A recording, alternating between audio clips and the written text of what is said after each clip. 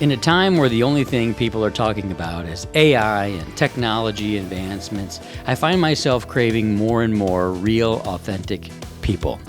I introduce you to Nathan Stearns, who tells us how he grew up making his own maple syrup, how homeschooling sheltered him from the world, but also gave him some of his greatest successes. My new friend and homeschool hero shares tips on how to become a sharp shooter in sales, and how your power company could actually be your greatest asset as a real estate investor. Trusting God to lead him from place to place, Nathan really shares for real how his life has taken some pretty interesting turns. In fact, he may have turned me onto an incredible resort deal. So we take a look at it a bit, how to analyze it, how to fund it, and how to pitch it to a partner. Stay tuned. This is a fun one. I see you've brought a really interesting topic of conversation. I have. I've brought an icebreaker of my own. What do you have here? I have brought us some pure New York maple syrup. But it's interesting because you made it. I made it with my hands. Oh my gosh. Yep. So that's literally like collecting honey. Like, yes. I mean, how does one get maple syrup? And like, so to give you the long and the short of things, yeah. I was homeschooled. And I wrote a homeschool report on tapping maple trees when I was 12. I thought it was so cool that I asked my mom and dad if I could tap a tree. And they got me a couple of taps. And so I went out and I found some sugar maples, which are a very specific tree. They have a specific bark, and their leaves are very specific. They're a 5-lobed leaf. Okay. And in between the leaf, there is a U in between the lobes. Okay. And that is a sugar maple. Okay. That's how you tell the difference That's how you between tell just that a maple between and a sugar maple. A sugar maple and a regular maple. So a regular maple, like a silver maple, has a very sharp point in between the leaves. It won't produce as much sap. There'll be some sap, but you can only tap the trees in the spring when things are starting to thaw out. Okay. So after a long winter, deep thaw starts to take place, and in the daytime, the temperature gets above the freezing point. So above 32 degrees, something starts to happen inside the tree. And during the day, all that sap and all those minerals begin to drain out of the tree. And at night, they are sucked back up through the roots. And so the ideal tapping season is when the degree is about 40 degrees during the day and about 20 at night. And when it hits that 40-degree day, it's just pouring out of the tree. And so simply what you do, you drill a little 2-inch hole in the side of the tree, and you put either a metal or a plastic tap into that hole, and it collects the sap that's dripping from the top of the wood to the bottom of the wood inside that hole, and it runs down the wood through your tap into whatever you're collecting it in. Some people collect it in tubes that run gravity-fed or vacuum-fed into huge tanks. Other people, like us, we got milk jugs, and we sterilized them. And I cut little holes in the side and hung the milk jug on the tree. How long does it take to get a gallon of maple syrup out of a tree? It depends on the weather. Some days we get half a gallon from all day. Wow. Some days we would get 3 full gallons. It just depends on how quick it's draining. And that is just sap. So just sap. The sap that comes out of the tree, does it look different than what you buy in the store? Yes. So the sap looks like water because it is. It's 98% water and 2% sugar. So it's runny. It's just like, it's very liquid. Yeah, it's just like you go and get a flavored water at the store. There's actually companies that sell bottled maple sap. And you can drink it? And you can drink it just like water. Wow. It's awesome. And it requires a lot less effort than what making maple syrup does, because after you collect it, you've got to get it into your barrels or your storage container, and then you've got to boil it down until the temperature of the syrup is 7.5 degrees above the boiling temperature of water, which changes every day depending on the barometric pressure. Wow. And so finished syrup is anywhere from 217 to 222 degrees Fahrenheit. And so you got to consistently monitor that. So how does it get to that thick and dark color that we expect from maple syrup? So the boiling evaporates the water off, which makes it more dense, more thick. You're distilling it. Yeah. And so then the minerals inside of the sap begin to create that color. So early on in the year, when it's fresh sap, it's a really light amber. And by the end of the year, it's a very dark, what we would call traditionally syrup color. So it actually gets darker the longer it stays in the jug. A lot depend on it. So Okay. I'm not the best, but I did make it for like 10 I've years. never met a person in my life that has ever made their own maple we were syrup. So very you are the expert as far as I'm concerned. backyard operations. My dad and I built a literal sugar shack. Wow. We cut down random trees, nailed them together. We got some random plywood from the barn. We put some rolled shingles on one side and felt paper on the other side and made a hole for the vent to evaporate out of it. And we got an old oil tank that someone had welded, cut in half, and then put angle iron around it and cut a little door on the end to make a wood burning stove. And then we had a 3-foot by 6-foot evaporating steel pan with just 2 slats in it. So there's 3 lanes where the sap would be. Now around here, that'd be moonshine. But up in upstate New York, it was Syrup. It's a sugar shack. Yeah. So how much could you come up with in a year, in a season? Well, it really depends on how many trees you're tapping. But my best year that I ever did, we made 32 gallons of syrup. Now, What did you do with it? I sold it. You sold it? Yeah. I sold it to our local neighbors and the people in town, and I sold out of it. So around here people sell eggs, for like $5 a dozen, or it goes up more. Was it kind of like that? Was it below market rate, or was it higher than market rate because it was, homemade, handmade? Whatever the store was pricing it at, Mhm. I priced it a little bit higher Nice. because it was handmade. I made it myself, and it wasn't some big operation that, can cut costs. And Is it better than what you can get at the store? I think so. Is there any difference than what you do than what the stores will do? Yeah. So typically the stores are buying from large producers that have very dialed in services. So Okay. they're getting in tanker trucks full of sap. Let me ask you this. Like a milk truck full of sap. So that property that you were talking to me about before we started talking on the podcast, Yeah. it's how many acres was that? Roughly? 101. 101 acres. It's got a 100-acre lake on it. Do you think there's sugar maples on that property? There is for sure. I've seen them. Oh, baby. $500,000 can be yours, this That's property in upstate New York. That's right.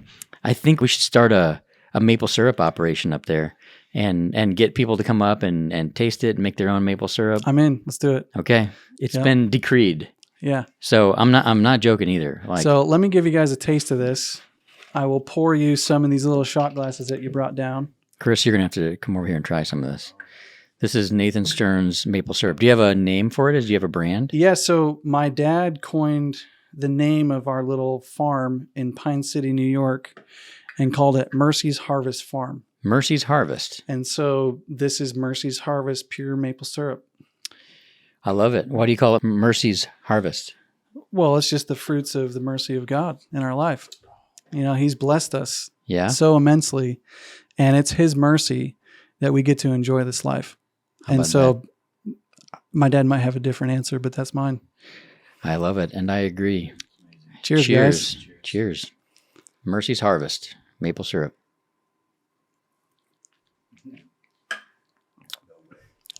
So I'm sipping it, but you're pounding it like a An old pro. like a tailgate party. Mm-hmm. But this is You can probably really taste, good. because I know you're pretty good with your taste, so you can probably taste some of the smoky flavor. Mm-hmm. And it's because it was in a non-contained pan. And so I burned the wood directly underneath it. And so I'm constantly opening the door, sticking fire in, and there's an open pan. A lot of these other ones, they have heat, and then it goes directly into an evaporator hood and directly out, and no smoke or anything ever touched the liquid.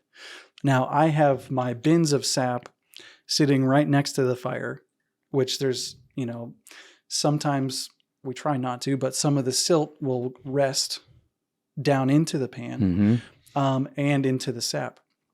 And so as we're boiling it, it does end up getting mixed in, and you can taste that smoky flavor. But then we filter it through, T-shirts and cheesecloth and several times until we get all the silt out. And you can see there it's clear, but it's about a red amber type of color. It's much lighter than what I would expect from store-bought, but it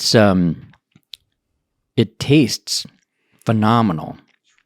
Everything that I would expect, but it's a little brighter And like I've had the maple syrup that's been aged in bourbon barrels and things like that, but I do not enjoy it. I don't like extra flavor on the maple syrup. And like the cool thing about maple syrup is you can actually use this as a sweetener in a lot of different ways. Coffee and tea. But maple is a heavy flavor. It's a very distinct heavy flavor. But when you use it as a sweetener, a lot of times that goes away. Mm-hmm. And my son, who has many dietary restrictions, can't have sugar, but he can have like monk fruit, he can have honey, and he can have maple syrup. They're all safe. So I've been using this a lot for him.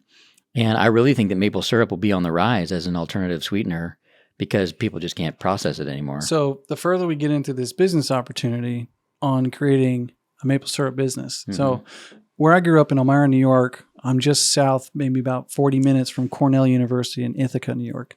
And Cornell had a guy that did a study. And that study produced the results that New York State has enough sugar maple trees to supply the world with syrup for 30 years if they're tapped. It's literally untapped potential. So that's the name of the farm. Untapped potential. Untapped potential. So what would you do differently if you were a proprietor of the Untapped Potential Farm? Would you do what other maple syrup growers do, or is there something you would do to make it special, unique, different? I would have to play around with that a little bit. Mm-hmm. What we did isn't scalable. It's very much a backyard operation. And so I would need to invest in some of the higher end equipment. For instance, there's something called a reverse osmosis machine. Mm-hmm. And what it does is you throw the sap through it and it reduces the sap to much higher sugar content. So it reduces about 50% of the water without boiling. And so it does take away a little bit from the mineral content because of the extreme filtering that the reverse osmosis does. But it cuts down on the cost of boiling and the processing. And so I've never done it. I've never compared what we produced versus what the others have produced. It's still a great quality product. Maybe we're onto something here. I think we are. So I like the property. I like the syrup. And I like you. So I think we need to build a lodge up there. Let's do it. And let people come and retreat. I love it. Experience a little mercy of their own. Yeah. Come on. And we can dig into that a little bit deeper too. Yeah, we should. We should. Well, one of the things that you've taught me a lot about is, well, you work for a local co-op. It's a power company. Yep.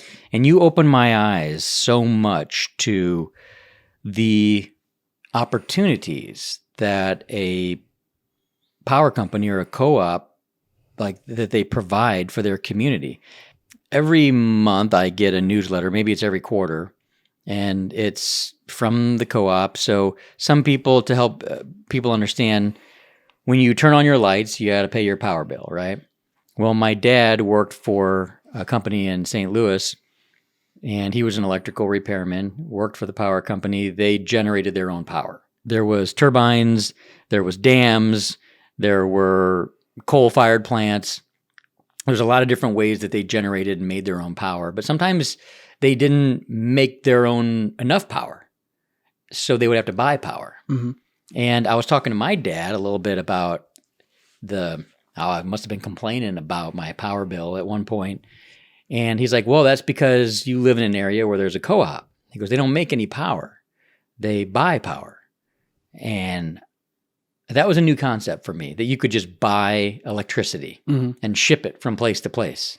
So it's a huge organization, the power company here. Tell us how you arrived there at the power company, and then teach us a little bit about some of the opportunities that an investor or a real estate agent might have that they don't know they have, like things like grants and things like that people have access to. That it blew my mind that this department even existed at a power company, and you head the department, don't you? I don't. Nope. I am a big part of a facet of the communications and member engagement department. Okay. Yeah, that's what it is. Communications and member engagement. Yep. It's fascinating to me that a co-op or a power company would want people to engage with them. You would think that they would just be like, nah, pay the bill and don't call and complain. Yeah, well, we're a different kind of power company. Well, tell me about that. A little bit of the backstory. I won't go all the way back to the day I was born till today. Oh, come on. I back in August of 89. It was a cold day in I don't know, were you born in the 80s? Yeah, August of 89. 89. The 80s were the best 4 months of my life. So all those 80s folks, I'm with you. That's me. Yeah, come on. Yeah. Indiana Jones. Come on. So, I grew up in New York State, oldest of 8. My dad was a pastor. Homeschooled till I was a junior. Went to high school for 2 years, a shock of my life. Wow. Just because you were so smart, you tested out? Yeah, well, no. I actually had to go back a grade because the New York State laws did not accept some of my homeschool credits. Oh, no. And so I actually graduated a year later than, actually 2 years. I would have graduated as a 16-year-old as a homeschooler, but I wanted to go to public school to play sports, basketball, football, baseball, and run track and do the building trades program. Okay. And I got to do that, all of it, for the 2 years in high school. Okay. It was awesome. It was also the hardest time in my life, testing my faith in ways that I never thought it'd be tested. How so? Super sheltered in the homeschool. Okay. Got into public school where I didn't even know some of the swear words being said. Wow. I didn't know the differences of alcohol. There's a lot of things I wasn't exposed to, and I was exposed to day one. So what is your opinion of that? Talk to me a little bit more about your experience and what meaning did you assign to it and how did you get through it? It was tough. I believe that I was raised in a great home. My parents loved me so much, did everything that they could for us and gave us amazing opportunities and really formed a solid foundation in my heart and in my head that was tested when I went into public school. There's locker room talk.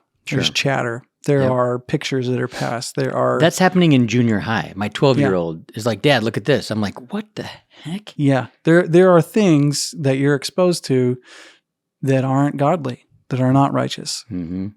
And I really struggled because it was just a waterfall on me. And at the same time, I was also a really good student. And so I was picked on. I wouldn't swear. I wouldn't join in the bad jokes. People called me Goody Two-Shoes. They knocked me down in the hallway, wrote on my projects, and bullied me very toughly for 6 months. And I contemplated everything. Wow. But in the midst of all of that, I feel like God spared my life and he gave me the hope to continue on. And that was through prayer and worship and connecting with God to keep me in the same lane that my parents sent me on. And after 6 months of testing and trial, my biggest adversaries became my biggest advocates and protectors. Really? In school? The individuals? School, the ones that were beating me up, the ones that were bullying me, the ones that were calling me names, realized I wasn't going to buckle under the pressure and the peer pressure that they were putting on me. And they began to defend me. When other kids would say, hey, Nate, do this. Hey, Nate, do that. They're like, oh, no, don't mess with him. He's good. And some of them came to me for prayer. I led some of them to the Lord. And it was just an amazing experience of seeing the faithfulness of God, even in the midst of adversity. We may go through the valley of the shadow of death, but he is there. And I experienced that as a high school junior and many other times throughout my life. So anyway. Well, hang on. This is very special because there's a regular conversation that goes on between people in high school, kids. I've got 2 kids in high school now. And it's interesting that we're talking about homeschooling. I mean, I've got a lot of opinions about homeschooling and also respect for it. And my opinions are positive towards homeschooling. And I've even thought, with my kids' dietary restrictions, we've thought about homeschooling him just because his unique special situation doesn't really fit well with the rules and the regiment of public school. I think public school is a wonderful thing. I grew up in the public school. I think it's free education for people. I think education is a right. I think that most of the conversations that I've had with my kids have revolved around me being shocked at how they are so unappreciative of education because it's provided to them so freely. In fact, as my kids began to get spoiled, I made them read Up from Slavery by Booker T. Washington, because here is a man who so greatly appreciated education that he would do anything all he wanted was to be able to read. And he worked his entire life to gain admittance to a school and eventually became the president of that school and did so much for people, for his community. He really brought a lot of people up with him, and it was because of education. My opinions around homeschooling have to do more with parenting. First of all, I could never homeschool my children. I don't have the patience for it. I don't have the mindset for it. So therefore, I greatly appreciate and admire people who do. It's very special, and it seems way more efficient than public school. Kelly and I have always talked about how important it is for us to prepare our children for the world and not necessarily protect them from it. But it almost seems like that in protecting you, let me not assume. So would you say that your parents protected you from the world 100%. rather than prepared you for the world? But at the same time, they gave you a different kind of preparation. Right. So that you're never going to be able to protect somebody from the world. They just prepared you differently. They prepared you with Christ-centered training so that when you got tested, you did well. Yeah, the Bible says that we need to put on the full armor of God. Mm-hmm. And after having put on the full armor of God, we need to stand and then continue to stand. And the thing that we're standing on is what makes the biggest difference. And if we're standing on the solid rock of Jesus, we won't be moved. And that's what they gave me. In hindsight, maybe they could have had more conversations to help me understand our culture a little bit more.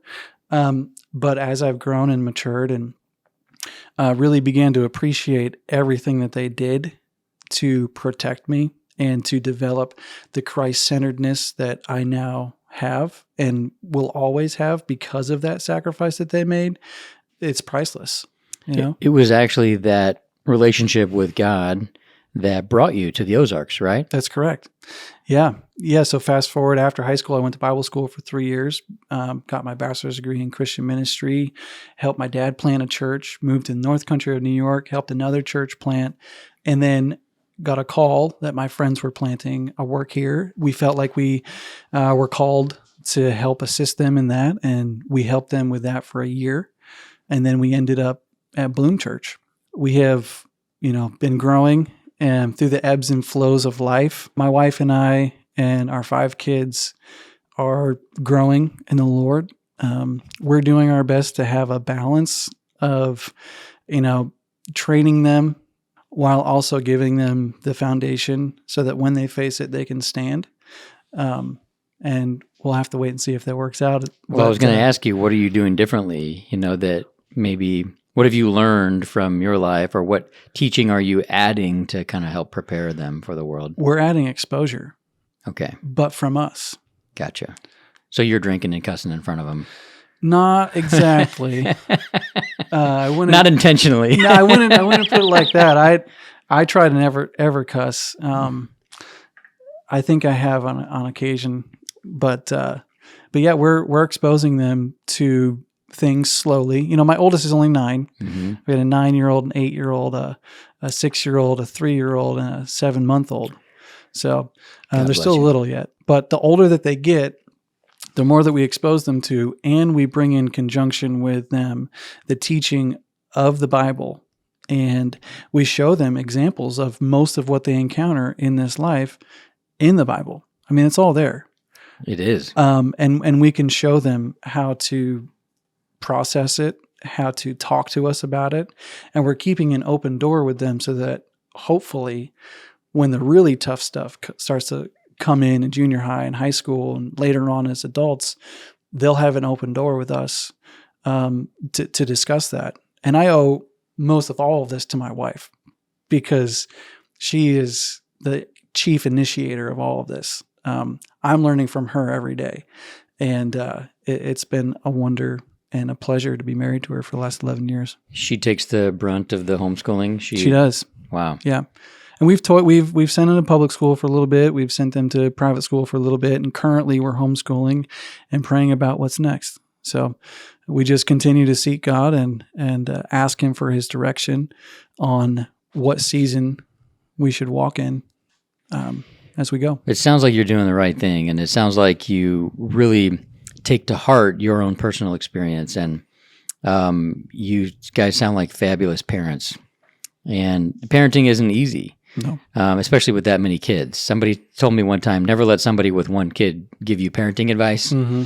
And I've got 3 kids, but I look up to somebody like you. I mean, you have to be okay with a certain level of chaos. You know what I mean? You gotta, yeah. I mean, you just have to, there has to be a part of you that has to say, I'm letting go of this result or of this outcome or of this clean home for Jesus, take the wheel. Yeah, exactly. Is there a little bit of that to it? There is, yeah. And I'm still struggling with handling chaos. Yeah. And I grew up in it, so I should be pretty good at it. Yeah, well, you should be. It sounds like you'd make a fabulous real estate agent. You know, with that experience, you could just handle all of the contracts and crazy relationships and personality types and arguments that he said, she said. Yeah, it's been crazy. If you follow my career, I've had a lot of sales experience. While I was in Bible school, I worked for Hertz Rent-A-Car for 3 years as their lead sales counter rep, and then I went into building trades. I built some stuff. Tell us some of your successes in your sales career, because I know you've had quite a few.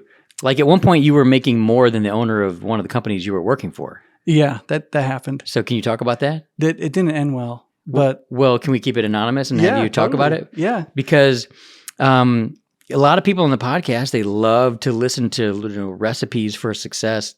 So let's dig in a little bit on some of that, and what made you such a great salesman, and your approach to all that. Yeah, so this goes back to when I was a kid, and fundraisers for homeschool trips. My mom would plan really fun historic homeschool trips to Philadelphia and Gettysburg, Washington, D.C., Boston, all these really cool locations. And to go, we had to do all kinds of fundraising, whether it was wrapping presents at Walmart or selling cookies at door to door, or popcorn or pies or eggs or public school does fundraising. I mean, my kids are constantly raising money. For I built these wooden doll shelves. My dad and I built them, and I took orders. And for doll houses? For doll shelves. Oh, for people to put their dolls on, yeah, to display. It's a little shelf that you put on the wall, and you set a doll on it. Okay. So they can stare at you in the middle of the night Correct. And wake you up. Yeah. Creepy. Yeah, like Elf on a Shelf. Exactly. Shelf. Yeah. Yes. Gotcha. So I made a bunch of those. I had like 5 different sizes, 3 different colors I'd stain them. And then the back side, I actually put wallpaper on them. And so I was creating an item. I don't know if I was like 8 or 9, 10. And then I would be taking orders at church and at sporting events and stuff, and then producing them and delivering them. Back before Etsy had way before had been invented, and you're just selling. That's way before we ever had a cell phone. Yeah, you're just peddling them door to door. I was. Wow. And so that continued to grow, and I soon started being the top salesman in whatever fundraiser it was at school, and I think I got my yearbook free, my whole senior year trip paid for. But hang on, what was it that made you the top salesman at this time in your life? I think it was just part of the way God wired me to know people, to be able to negotiate, to initiate. Did you know who had the dolls? No. You just were knocking on doors? Yeah. What's the first question? Like, pardon me, ma'am, do you have any creepy dolls that wake you up at 3 a.m.? Or I didn't even ask about the dolls. I just said, hey, this is what I'm selling. Will you buy some?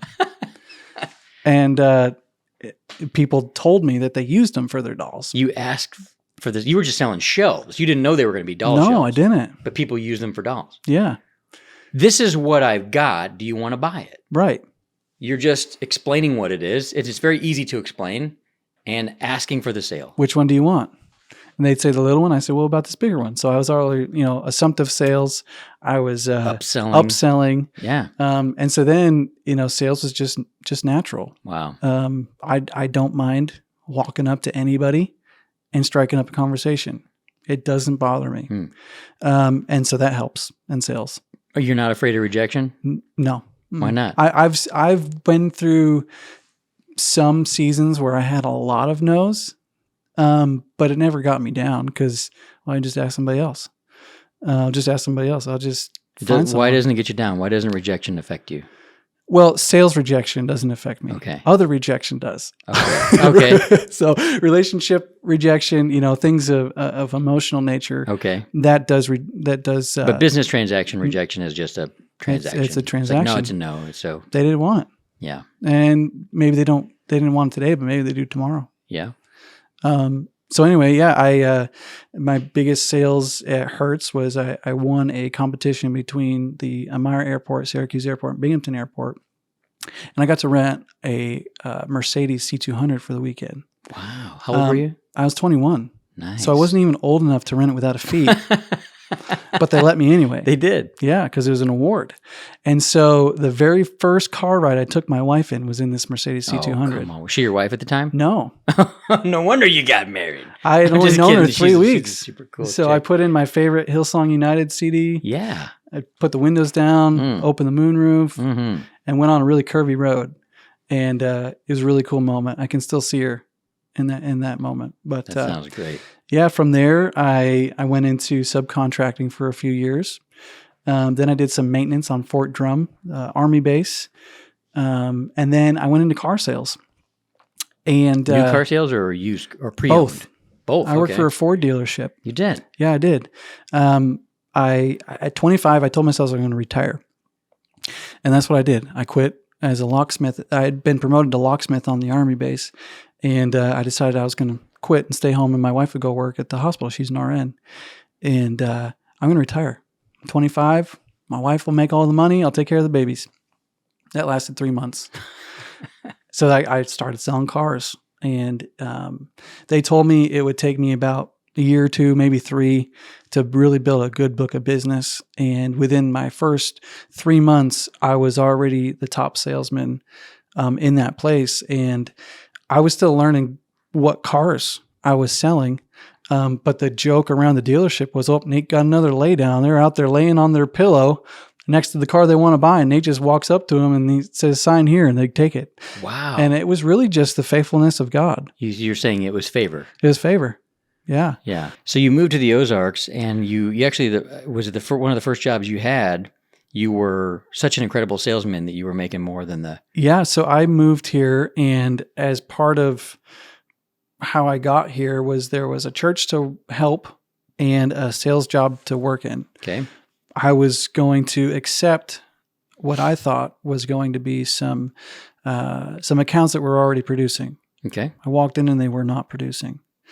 Very little here and there. You thought you were going to walk into a decent commission base kind Just of a very, very modest You base. moved across the country. Yeah. It's kind of what you expected. Yeah. Didn't work out. Nope. Praise God. At the time, my wife was still working. Mm-hmm. She had a remote job that she brought with her for the first 6 months. And so that carried us.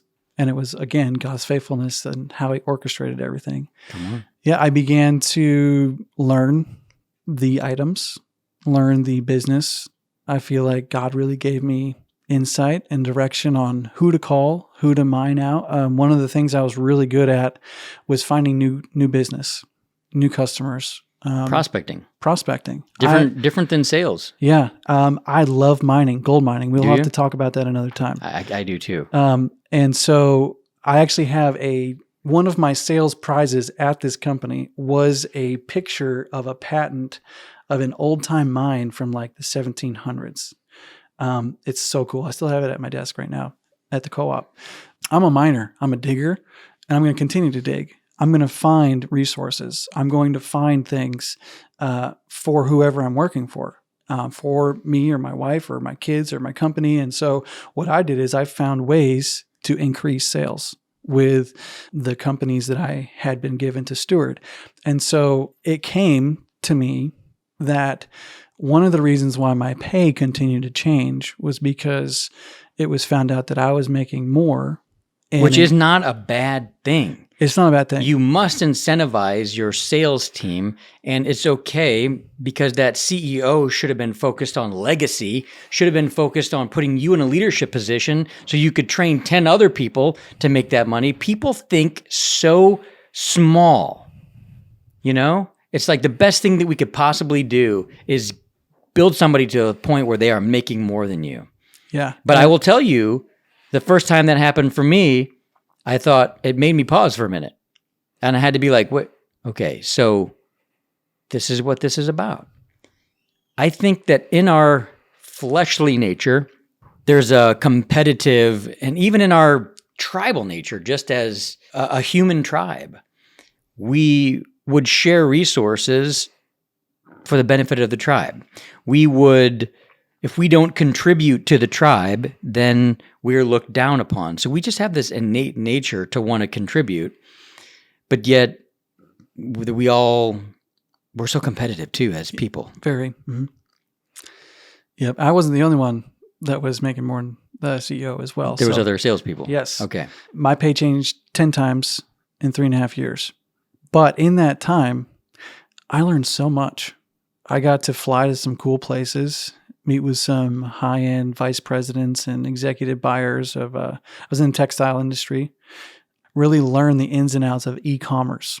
I did e-commerce the whole time I was there. So I learned the ins and outs of what made a good listing, how you got it to rank on the first page of Google, and really succeeded on a couple of different sales and managing some very big e-commerce platforms like Wayfair and JCPenney and Zulily, and dabbled in a lot of others as well. Yeah, that's what I did for 3.5 years, and it came to a point where the direction corporately was to pay me even less. I was given 2 months to find somewhere else. And by the end, they did give me a different offer. I will give them that. They did come back and realize what they were letting walk out the door, and they did come up with their offer, but it still wasn't enough. And it was an amazing thing, because through all of my upbringing, my Bible school time, my construction time, my sales time, and then even into this textile market and e-commerce, God was really preparing in me skills I didn't know I was going to need for the next thing. And so then I sent my resume to a guy I knew at White River Electric. They had a job open for economic development specialist, and I didn't get it. A couple days before my last day, I was called back for another interview for the community programs coordinator position. On the last day of my other job, I was offered. Their offer was a little bit below where I needed to be. In the last hour of my last day, they came up to where I needed to be. The new company, White River Electric Cooperative. I accepted this position to manage community programs. And I had no clue what a cooperative was until I interviewed and I did some research. I have found that the job that I'm in, the position that I was given, is a perfect blend of my sales and business experience, but also my ministry and compassion tendencies. An ability to connect with people in a truly authentic way. Yeah, and it's been an amazing blessing the last, 3.5 years that I've worked for the cooperative. And I would encourage anyone who is looking for a really steady income with great benefits to find a cooperative and see if there's a fit for you, because it is an amazing place to work. Great culture. I've heard that time and time again from people, and there's not many great places to work in the Ozarks, especially Branson, in a tourist town, because there's not many steady jobs that aren't like tourism related, unless you're working for the schools or the hospital or something like that. Yep. And so I know that everybody that I know that works for White River is very appreciative. I've never heard a bad thing spoken about it. That should tell you something. But let's talk about some community programs, because I never knew that they existed. My extent to getting involved with my co-op is just paying the bill and sometimes getting a capital credit sometimes. But Releasing soon. Releasing soon? All right.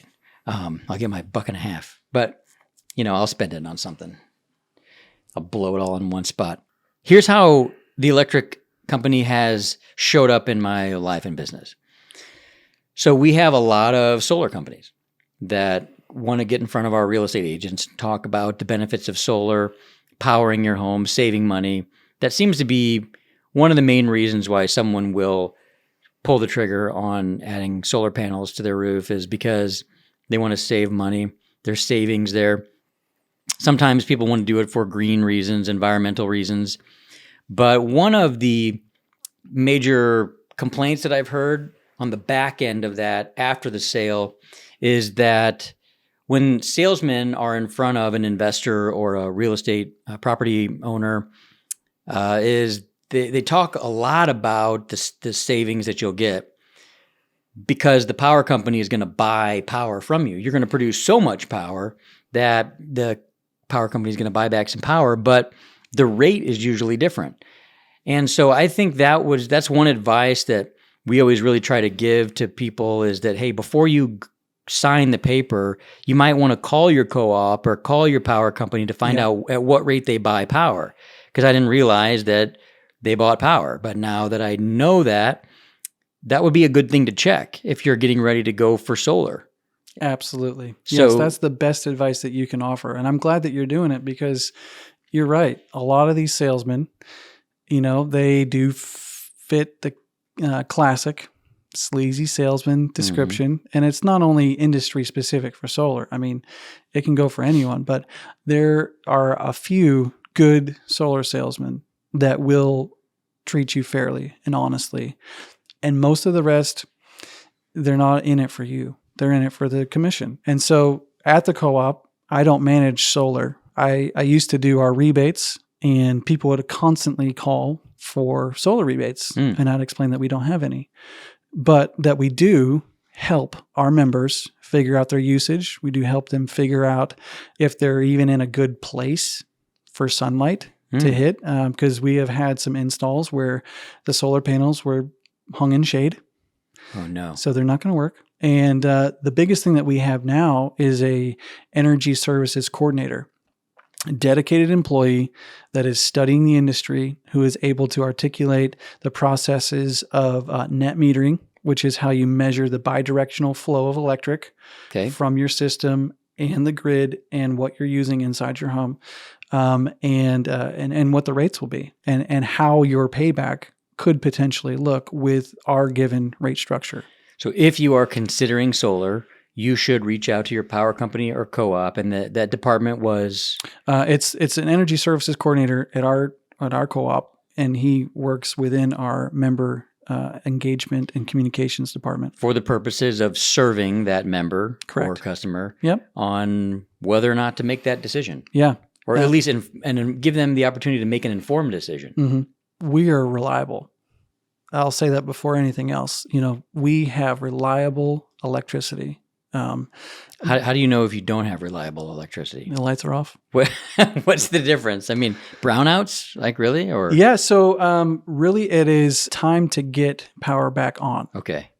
And I think we have one of the lowest rates in the state, if not in the nation. We're very, very good, very high rates of a reliability. But if you were to call my department, if you were to call and talk to me about the programs that I manage, I would give you an onslaught of funding programs, of educational programs, of ways that we are communicating with our community and trying to make it a better place to live. What do you fund? What would you fund, and how would you fund it? So one of the things that I manage is the White River Valley Electric Trust. It is a separate organization.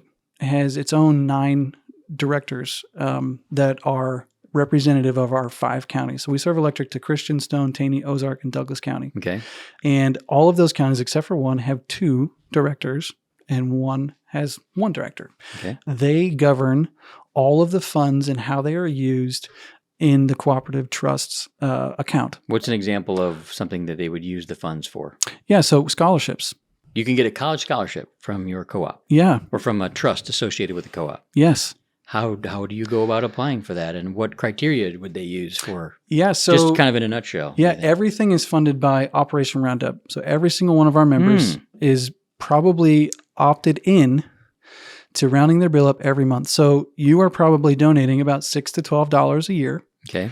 That goes into the trust fund for scholarships and all the other grants that I might get into.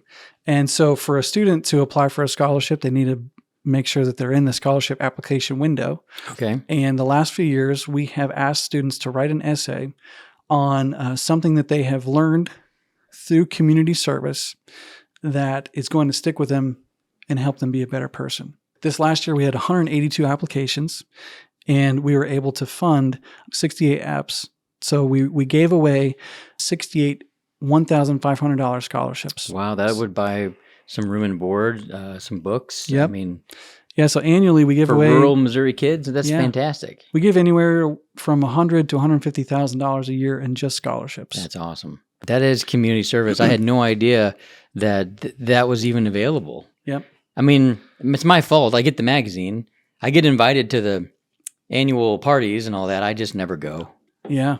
So if you were a real estate agent and you were really engaged in this or connected with your co-op and somebody moved to town, you could totally get them plugged into some great resources that most people probably don't know about.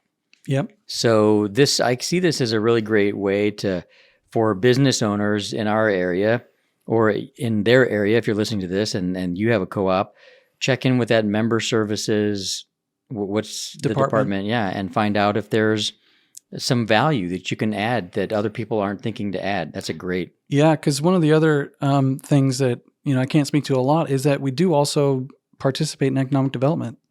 There are a lot of levers that we can pull through the state and local funding resources as far as like USDA grants and loans. We operate with that a lot. There is a lot that we can do as far as some of the people at the cooperative are also on influential boards within the community as well.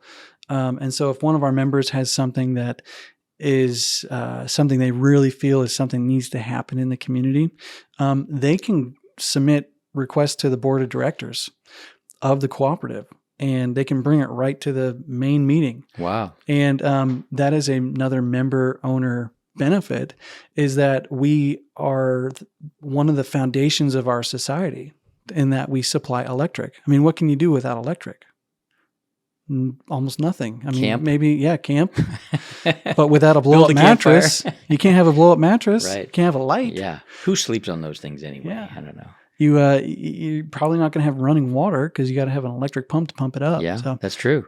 Every well in the state would go dry, or would go unused without that pump. Yeah, and so part of the positioning of the electric cooperative is that we are influential, and so if there is a need or some kind of a cool thing to enhance the community, typically some of the executive employees of that cooperative are probably connected to some of the most powerful people in the community or the state and can help with legislation and all kinds of different things. And obviously that's not my thing. But there's someone there whose thing it is. Exactly. Wow. Yep. Well, thank you for that education and giving us some good nuggets there. Let's talk about kind of what's next for you, because I know you talked about investing in real estate a little bit. And so where are you at in terms of building your portfolio? I am in the beginning stages of figuring out what I want to invest in. So what does that mean? What are the beginning stages for you? I have talked to a lot of people and told them that I want to become an investor. And there are different options as far as businesses to invest in, stocks to invest in, real estate to invest in, and a lot of in-between type of things that we could get into to buy and sell or flip, open a business. But I'm really intrigued by real estate because I think it's a long-term play. Like the song says, you can buy dirt, and I think that it will pay long-term dividends. And so I'm really interested in it, and that's why I'm so glad that I'm connected to you so I can learn from you. Sure. And so one of the things that my wife and I really want to do is create a diversified income streams. I make a great salary and benefits right now in my current position, but I want to set up my family for generations. And I want to be able to be more philanthropic with what we own and what we have, and be able to make my own hours in the future if it should lead to really good entrepreneur success. And so one of the things that I'm pursuing right now is just learning what all is out there. If you were going to help me right now, and I said that I wanted to go buy this lake in New York for $500,000, and I want to not pay for it out of my own pocket. Find a partner. And you would also have to have a plan and a pitch. And those are the three things that you would need. And you can't really get a partner. And by a partner, I mean private equity partner. I mean a business partner. There's 100 different ways that you can partner with somebody in order to buy this lake in New York. But there's no way you could convince somebody if you don't have a pitch or a plan. So the pitch comes from confidence in knowing that the plan is sound. And the plan is usually some type of pro forma or some type of the way you are going to monetize the property. Whether you're pitching your grandpa, your next door neighbor, or a private equity company, you have to have a thesis. So come up with a thesis and say, okay, well, this property in New York has a house on it, which I believe we could rent out on Airbnb. You would have to check with the zoning laws, make sure that from a government perspective, zoning perspective, that you could do that there. From a market perspective, you would have to make sure that it's close enough to densely populated areas for this to be a getaway location. You would want to do market research in that area to make sure that you're not trying to create a market. You're not on the bleeding edge of something. It's okay to be on the leading edge of something, but you can't say, hey, we're going to open up the first Airbnb in a 400-mile radius. It might work, but you're probably going to do a lot of extra work. You're going to have to budget more for marketing to get people out there. And that's, of course, what we're doing right now with Lake Longbow. We're on the bleeding edge of a market, but I'm seeing the trend. Before we bought the property, we knew that a destination lodge with a 10-acre private lake was rare. Like, you can't find that anywhere. Go find it for me. You can't. People don't know they need it yet. But after COVID, the trend began to change from people wanting to just stay in a condo to wanting a unique destination. They want to stay at a place where they can fish, where they can bring their four-wheelers, where they can hike, where they can just sit out under the stars and just be away from everybody. But we're an hour and a half away from a major tourist destination. They could still go to Branson. They could take a day. They could go on a day trip. We're literally 15 minutes away from the new state park that has just been built. We're 7 miles away from 60 miles of biking and four-wheeler trails that somebody could just come and bring them, and they don't have to worry about parking.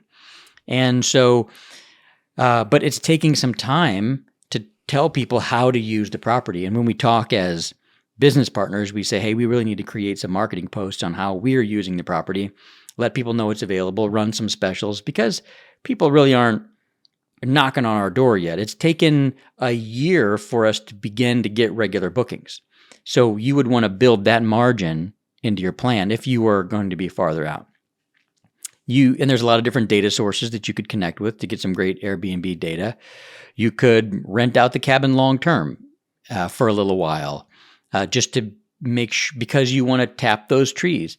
And so you would come up with what your resources would cost to be able to tap those trees. Maybe you would log the area. Yep. Maybe there's a variety of different ways you could monetize the land, and that all goes into your pro forma and your plan. Once you have that, then you've got to create a sales pitch.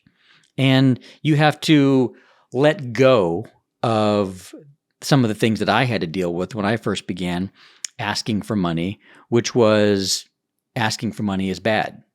I mean, I was raised that you work. When you need money, you work overtime. And if you're borrowing money, it's because times are hard and you should have thought ahead, you know? If you never save money, you'll never have money. That's what my dad taught him. And I'm teaching that to my kids because it's totally true. Or it's great advice, great money advice. And then there's all these other, Dave Ramsey training, which is don't go into debt. And that's true. Don't go into consumer debt. Pay your house off. You should do all of those things. Paying your house off is an incredible fortress. If it's not a goal of yours, it should be. It should be top of the list because when times get hard, somebody can't take it away from you. No matter what, you'll always have that. Having that confidence is incredible. In fact, I was always really good at paying my bills, like ridiculously on time paying my bills, until I paid off my house. And then I realized that my house payment was responsible for all my other bills getting paid on time. Uh-huh. And so I'm like, oh, I'm getting a note from the electric company, like, you haven't paid your bill. And I'm like, oh, well, let me go It write was that the $91 foundation. check. It really Yeah. was. It's very important. But, moving into the uncertain economic times that we're having, I'm not really scared, because I'm able to take better risks with my business to expand and scale, because my fortress is paid off. Or if you have an office, you should pay off your office. And a lot of people say, well, you should be tapping into that money and you should be using it to invest. I used to think that way, but I don't anymore. I've changed my mind, and you've got to have your house paid off. It's got to be a fortress. And so that pitch, that search for private equity or a private equity partner, has to do with us flipping the script on borrowing money. Okay. Because especially when money was cheap, most people they would go to a bank, they would put their money in the bank, and they were getting maybe 0.5% on their money. But if I walked up to them and said, hey, I'm going to give you 6% on your money every year religiously, they're like, here you go. I want to make 6%. And it's backed by real estate. Great. I mean, obviously rates have gone up, so I've got to increase that rate. But there's tons of people out there that are not happy with their performance in the stock market, that are not happy with whatever they've got their money in. But if they know a real estate person that's smart, that has a really great plan, and you pitch them on the return on their money that's backed by real estate. So if I don't perform, you get the real estate. The real estate will perform for you. Then it's relatively easy to find a partner. It's just like anything else. You just have to find those people that are willing to partner with you. You can also find other business partners where, like, you're the sweat equity partner and they're putting up the money. Now you're 50-50 partners, but you're the one doing everything that it's necessary to set up the business, operate the business, market the business. They're the money person, but they also own 50% of the property. People will partner with you in a variety of different ways, or it could be a syndication. You can find 10 people that want to partner with you and create a small little fund, for lack of a better word, and honor your investors. Make sure you get them a return, because you want them to lend you money again. And then the next phase is what I'm in the process of learning now, is it was just actually creating a fund, and that usually is attached to some type of sub-asset class. And for me, it'll be short-term, mid-term rentals and resorts, and raising money to fund that out so that we can say, okay, Nathan, you did the analysis on that. It checks all the boxes. Or maybe someday you're the guy in the company whose job it is to make sure that all the boxes are checked. Mm-hmm. Whether it's in New York, Mexico, Canada, British Columbia, doesn't really matter. This is our formula. These are the type of properties that we're looking for. And this is the criteria that must exist for us to say yes to it. And if it's a yes, then we buy it. And then we've got the ops team that manages the property and continues to monetize the property to generate returns for the company. So what you're saying is there's a lot of options. There's an infinite number of options. The only thing stopping a person from making money in real estate is lack of education, which is why I've always educated real estate agents, because I feel like that we need to educate agents to the point where people would be crazy to do business with somebody else. And we always wanted to make sure that those agents were investors themselves, because it adds just a ton of clout to their business model. They've gone through it. They've experienced it. They have. And in fact, we're continuing to double down on that even more as we begin to expand. And we are teaching real estate agents all over the country to become investors themselves, because frankly, real estate agents will work until they die if they don't have some kind of retirement plan. And forever, your own personal portfolio will protect you. And then, of course, we joined forces with EXP so they could get stock and revenue share as well. Yeah. So obviously, we've been talking a while, and it's all amazing things. But one of the things I love to do is I love to find out what people like you are looking for. We talked a lot about my story and what I've gotten into so far, but how can I help you what you're looking for. You talked about building up nationwide. You've jumped in with EXP. I know in other discussions you've talked about building the architects in your company. What are things that you're looking for right now? And is there anything that I can help you find? Great question. And thank you for asking that question. I've always told everybody in my organization and anybody that I've ever worked for, I said, I just need people. If you put me in front of people, then I can serve them very much like you. I can figure out what their problem is, and I can serve them and educate them or inspire them to move off the line. My whole purpose in life is to just be a light like you. I believe that God has sent me to be an apostle to the business world. All I want to do essentially is to just be a light and to be an encourager to people. And I've got a skill set that if somebody wants to become a better real estate agent, if they want to build a portfolio of income generating properties, if they're a developer and they need funding for their property, if they're a leader and they want to learn multiplication in their business and lead their team, these are the things that you will learn when you come in association with me. So anybody that is already in real estate that wants to get a greater return on their time, any investor, whether they're a real estate investor or not, that wants a greater return on their time, we can talk to them. In fact, for the past 16 years, I've been doing nothing but helping real estate agents do more production and teaching them to become investors and teaching all of their clients to become investors and better investors. And I am always a white belt, always a learner. So I am constantly pushing myself into new areas. So I'm always learning from other people as well. So if you know any real estate agents that don't have a portfolio of income generating properties, then I would love to chat with them. I would love to chat with them about their business model and to find out if it's serving them in all the ways that it can, whether they're team leaders, broker owners, or individual agents, or any person that just wants to invest in real estate, that wants to kick it off and get started. We're going to be starting some free challenges for people just to inspire them, just to get them kicked off and thinking about investing, whether it's in long-term rentals, short-term rentals.